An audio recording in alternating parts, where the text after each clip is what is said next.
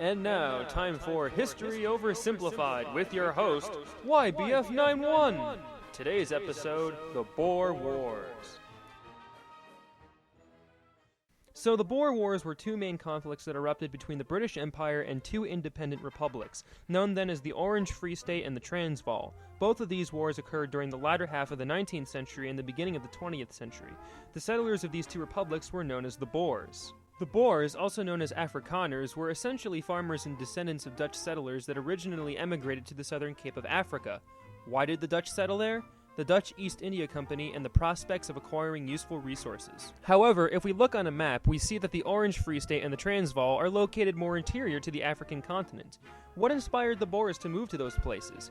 Imperialism, more specifically Britain's influence in southern Africa. The British originally gave the colony back to the Dutch, but then reclaimed the territory during the Napoleonic Wars.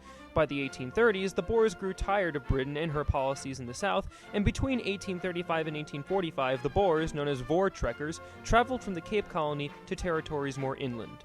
More specifically, they traveled to Natal, in which they faced resistance from the local Zulu tribe. Some Boers traveled further north and established the Transvaal, but not without further resistance from indigenous tribes. Eventually, the Boers triumphed and established many Boer colonies, which comprised the main colonies of the Orange Free State and the Transvaal, though to the Boers, the Transvaal was known as the South African Republic, or ZAR. Britain actually recognized these two colonies by 1854, and all was well and good until Britain decided to enterprise again in the 1870s. Britain first annexed Basutoland in 1868, and had the intent of creating a series of British-controlled confederated states in South Africa. What was getting in their way? The Boer colonies, of course. Because of the colonies' potential for trade to India and the large amounts of diamonds present in the area, Britain figured annexation was in order. Lord Carnarvon, the British Social Secretary, visited the Boer colonies in 1875 to propose to the Confederated States the idea, but the Boers rejected it. By 1877, Britain annexed Transvaal and installed a governor at Natal. The Boers, however, did not react to them immediately.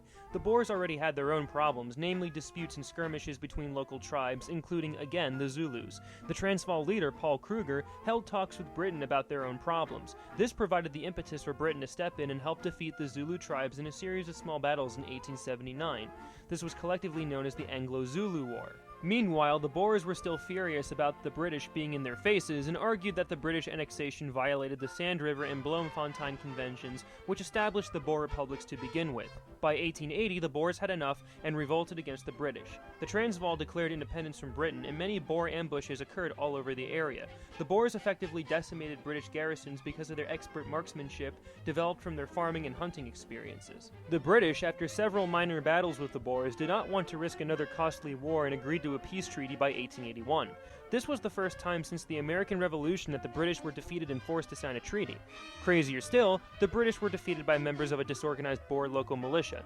Subsequently, the First Boer War ended. But that is not the whole story.